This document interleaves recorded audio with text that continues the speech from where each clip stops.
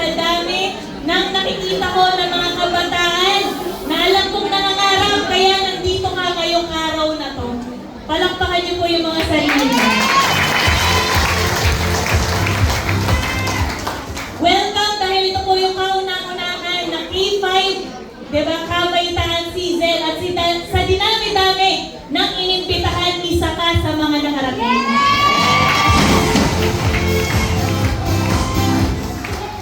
Okay, tutuloy ko po. Galing po ako sa grupo ng Infinite Champions.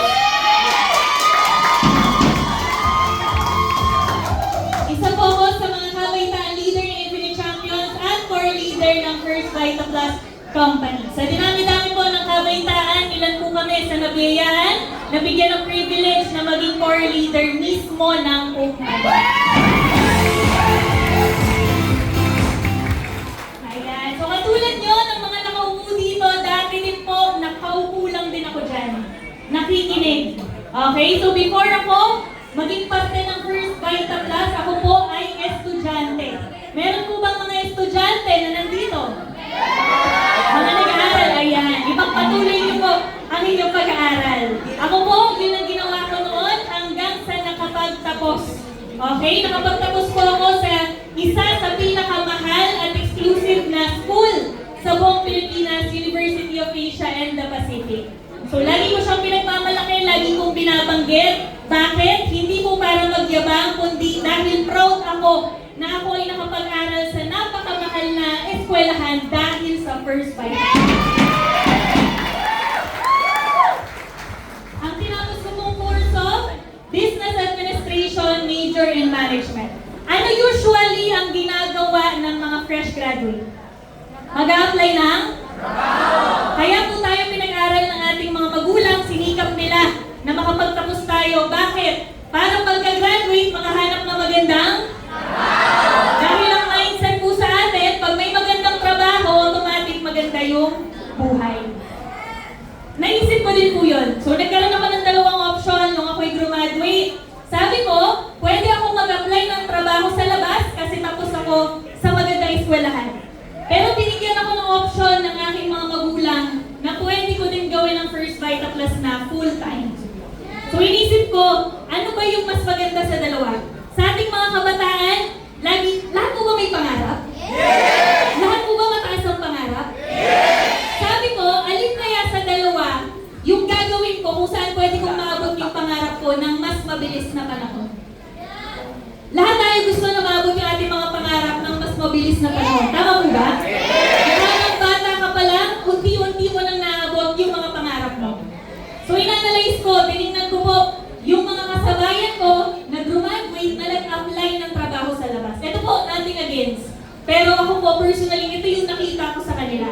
So nakita ko na kung ako yung mag-apply ng trabaho sa labas, ito yung realidad. Nakatutok ako sa computer, sa cubicle, 8 hours, 9 hours, isang araw. At gagawin ko yun araw-araw. Tama po ba? Yes! Siyempre, dahil walang kotse, nagsisimula, magko-commute. Masarap po ba mag-commute? Yes! Hindi. Ito yung papunta ka pa lang, pero mukha ka lang pauwi. Nakarelate ba?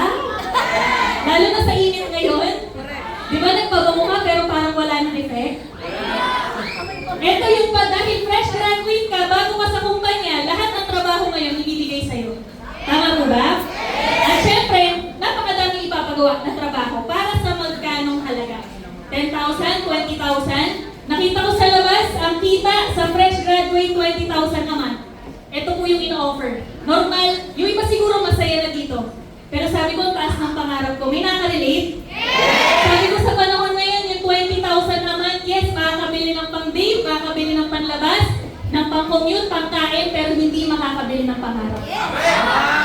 Sabi ko, sa First Vita Plus, napakadami ko na pong nakita na yung kita sa labas na 20,000 naman, dito kinikita isang linggo lang. Kapatid, sa mga guest dealers, kung ikaw papipiliin, anong gusto mo? Isang buwan, isang linggo? Isang linggo? Sa dami ng gusto nating bilhin, dami ng gusto nating puntahan, ang totoo po, ang kailangan natin, syempre, malaking kita. Good thing nasa First Vita Plus ka, dito pwede kang kumita ng malaking pera.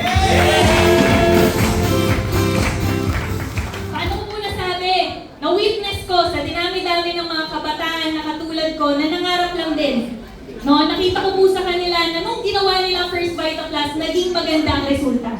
So isa po dyan, kahit wala siya dito, pwede ba natin palakpakan? Architect Jen, sabi ko, ito talaga yung inspirasyon ko. Tinignan ko yung buhay ng mga empleyado kong kaibigan. Tinignan ko din yung mga kaibigan ko sa First Vita Plus. Isa po siya na UP Diliman Architecture graduate. Nagsimula sa First Vita Plus 19 years old. May mga 19 years old ba? Ayan, parang hindi na mukhang 19 yung nandun. 19 years old? Nag-aaral sa UP, ibig sabihin matalino. Pag nag-apply ng trabaho sa labas, matatanggap. Tama po ba? Pero pinili ang First Vita Plus. Yun yung naglalo sa isip ko. Kung itong matalino na to, pinili ang First Vita Plus, ibig sabihin, pag pinili ko ang First Vita Plus, matalino din pala.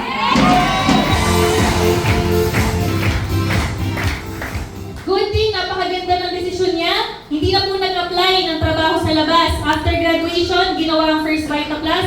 Ngayon, Hall of Fame awardee ng kumpanya. At kumikita at least 300,000 a month. Ito po yung kanyang buhay ngayon. Kapatid, baka pangarap mo itong buhay. May Ducati Monster, halaga 1 milyon. May Ford Raptor, halaga 2 milyon na higit. Nakapag-travel sa iba't ibang lugar, halos buwan-buwan. Pangarap mo ba ng kabataan? Alam ko pangarap mo yun, kaya sabi ko, ganun din pangarap ko. Kung nag-decide siya na after graduation, First Vita Plus ang ginawa niya. Ito yung sineryoso niya, ito yung kinarir niya. Pagka pala ginaya ko siya na ang gagawin ko First Vita Plus din, ito din yung buhay na naghihintay sa akin.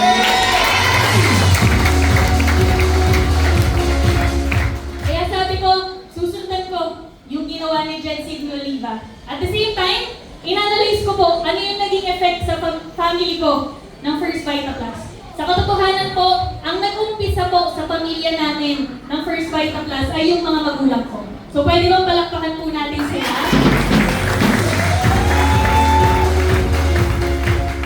Ako po ay anak ng dating taxi driver. Ibig sabihin mahirap ang buhay namin noon. Kaya kapatid, kung nahihirapan ka sa buhay mo ngayon financially, relate ko ako sa'yo. Dahil yun po ang pinanggalingan ko.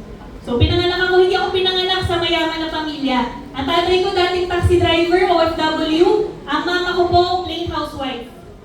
Pero nung pinakilala sa kanilang First Vita Plus, laking pasasalamat ko ngayon na naging tama yung desisyon nila na subukan ang First Vita. Yun po ang siguro pinaka-grateful ako na desisyon ng magulang ko na ginawa nila sa buong buhay nila. Dahil kung wala po kami sa First Vita Plus, hindi ko po alam kung saan kami pupulutin. Baka wala ako sa harapan niyo ngayon. Good thing, pinakamagandang nangyari din sa pamilya namin, hindi lang yung nag-decide sila na mag-First Vita Plus, kundi nag-decide sila na mag-stay sa First Vita Plus for 20 years. Sabi ko nga, lahat ng meron kami, galing sa First Vita Plus. Good thing ngayon ko kumikita 185,000 isang linggo.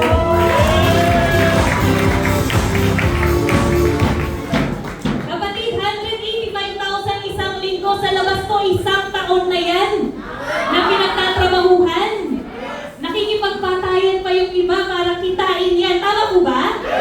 Pero sa First Vita Plus, kaya palang kitain ng isang linggo. Ang malupit po, nagkaroon ng sariling bahay sa Greenwoods, Pasig. Merong 4 na sasakyan, Montero Sport, Honda Civic FD, Toyota Land Cruiser, at Maserati Ghibli. Meron din po mga property sa iba't ibang lugar at may beach resort din po sa Anilao, Batangas. So lahat po yan mula sa First Vita Plus, mula sa desisyon ng mga magulang ko na seryosohin ka rin yung First Vita Plus. So inanalyze ko, sabi ko, napakaganda ng naging effect sa family namin. Bakit hindi ko din subukan? Marami po dito siguro na mga kabataan na hinila lang ng magulang. Meron bang gano'n?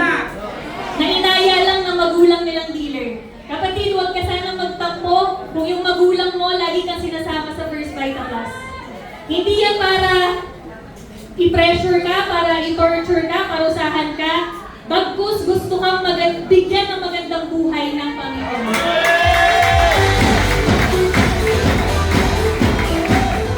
Sobrang thankful ko po na dito ako dinala ng aking mga magulang kasi maraming kabataan sa labas walang direksyon.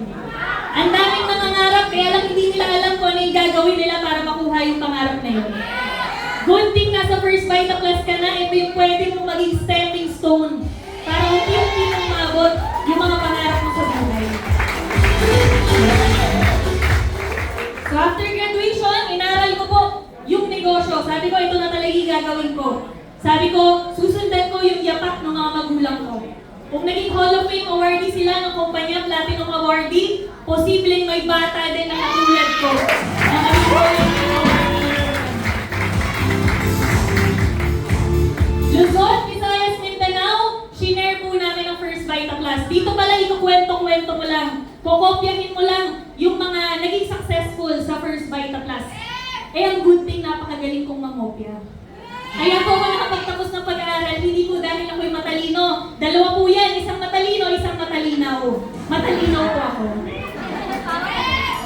Eh, good thing, dahil matalinaw ang mata, malinaw ang mata, magaling mangopya, in-apply ko lang po yun dito sa First Vita Plus. So, inaral, nakinig sa mga successful dito sa First Vita Plus, hindi lang yung mga magulang ko, kahit yung mga kabataan na nagawa yung negosyo ng First Vita Plus. Sinundan ko po sila. Study, practice, and teach lang daw. So, inaral ko lahat naman ng bagay na inaaral po natin nagiging mas madali. Tama po ba? Pinractice hanggang sa natutunan at tinuturo na ngayon sa ibang tao. Napakasarap sa First Vita Plus dahil hindi lang ikaw yung pwedeng umasenso. Marami kang pwedeng bitbitin na umasenso din kagaya mo.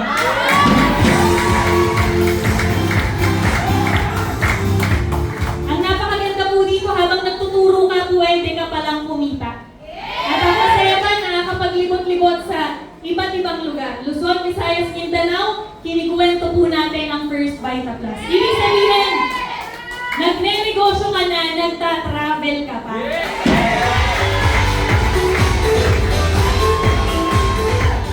At sa paggawa ng negosyo, syempre, kumikita.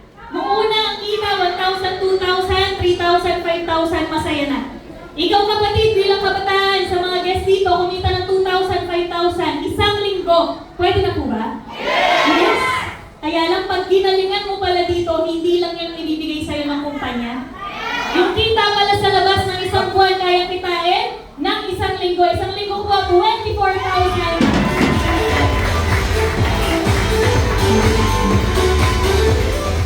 Pwede na po bang kita? Yes! Pwede na pagtsagaan yan. Bakit? Sa labas, isang buwan na po yan ng mga professional sa labas. Pero sa First Vita Plus, kita niyo naman, bata po pang kumikita isang linggo.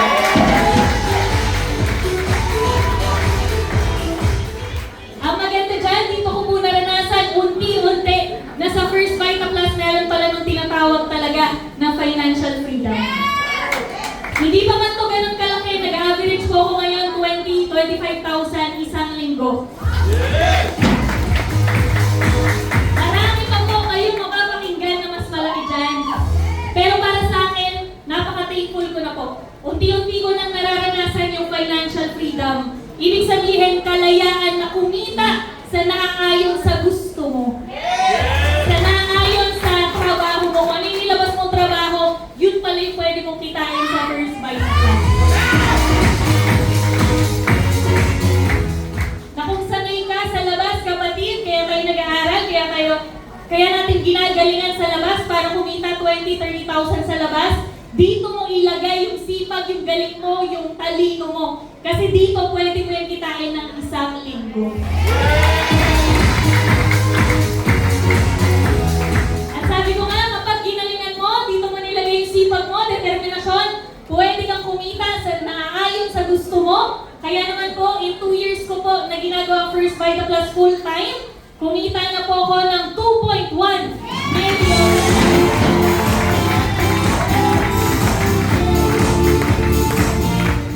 Pwede na po bang kita yan?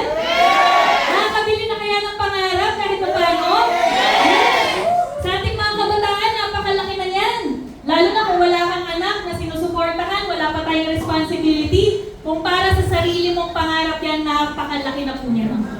Tama po ba? Kaya naman, unti-unti ko na pong na-enjoy yung time freedom naman. Kaakibat po ng financial freedom, kapag may pera ka pala na nagdukot sa bulsa mo, mas marami kang time na gawin yung gusto mo. Unti-unti po, nakakabili ng mga gadget, nakakapag-attend ng mga concert at nakakapaglibot sa buong Pilipinas. Gusto mo din yun? Yes, diba? Ang sarap kaya na mag-travel habang bata. Tama po ba? Maraming nakapag-travel, kaya lang medyo may edad na. Hindi na bagay siguro yung two-piece. Ayan, kaya mas maganda habang bata, makapag-travel. Ang malupit, hindi lang local, pati international po, napupuntahan sa First Vital.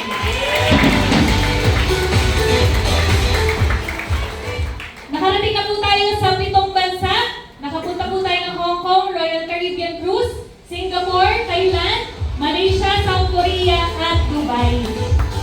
Ito pong Dubai, napaka-memorable po dahil ito pong Dubai, naalala ko na ang tatay ko po dati pong OFW sa Dubai. Meron po ba dito na may mga kamag-anak mahal sa buhay na OFW? Ayan, di ba marami nakaka-relate? So, memorable po yan dahil dati, yung magulang ko lumalayo nag-iibang bansa para kumita ng pera. Ngayon po kaming magkapatid nakarating ng Dubai, hindi na para magtrabaho, kundi para mag-relax-relax ka.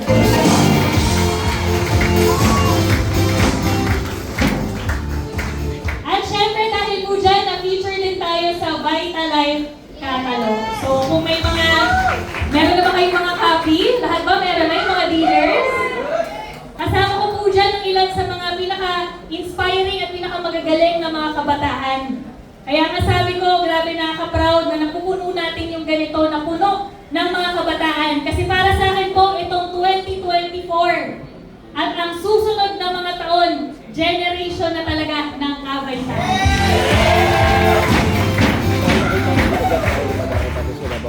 Sabi ko, ito na talaga yung time na susunod na tayo sa mga magulang natin, sa mga mentor natin. Ito na yung time na ang kabataan naman ang susunod na magiging awardee ng kumpanya.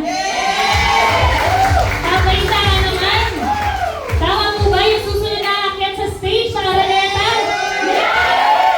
Sa mga dealers, isigaw mo nga ako yun. Kaya naman po sa mga guests, ayan, sabayan nyo na po kami. Ngayon po, napaka-thankful namin na binigyan nyo kami ng time. At dahil nandito na rin kayo, pakinggan nyo po yung mga susunod na ipapaliwanag ng mga speakers dahil napakaganda po ng opportunity ng First Vita Plus. Lalo na sa mga kabataan. Bakit? Nakita ko po sa First Vita Plus na sa murang edad, kaya palang mabigyan ng opportunity na maabot yung pangarap. Nasa labas ang kabataan sinasayang. Para sa akin po, may mga time na magaling ka naman, kaya lang masyado ka pang bata. Masyado ka pang walang experience. Pero sa First Vita Plus, hindi pala usapan ng edad. The more nga na mas bata ka, mas advantage mo yan. Para sa akin po, sa mga bata na nandito, sana lagi mong tandaan, bata ka pa, pero hindi ka bata lang.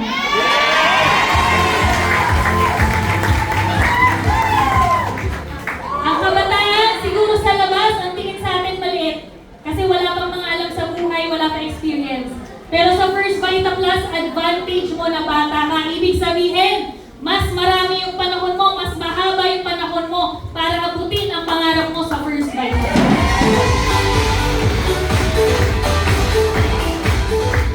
Maraming mga mas may edad sa atin ang nangangarap na sana sila yung nakaupo dyan. Sana sila yung edad na 20s, 30s. Tama po ba? Eh sa atin tayo yun. Sino po ba mga 20 dito? Nasa 20s. Nasa 30s. Parang nahihiya po yung iba. Ayan, bata pa rin naman. Kapatid, kung 20 ka 30, dagdagan ka ng 5 taon ngayon, bata ka pa din naman. Pero pag ginawa mo ang First Vita Plus, dagdagan ka ng 5, 10 years, sineryoso mo. Baka sa batang edad mo, after 10 years, mayaman ka.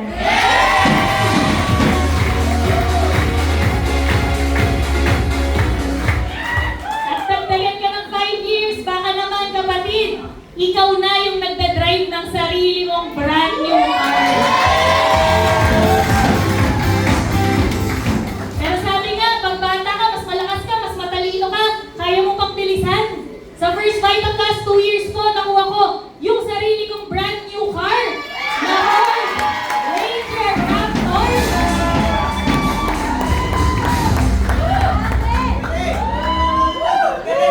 Nailabas ko po yan at the age of 23 years old. Ang halaga niya po, 2.6 million. Pwede na ba first car? Yes! Ang liit kong babae, pero ang laki ng aking sasakyan. Kaya sana ma-challenge ka, kapatid. Lalo na kung may mga kalalakihan, even kababaihan na nandito, huwag kang manatiling passenger princess. Mas maangas po kapag ikaw ang nagdadrive ng sarili mong sasakyan.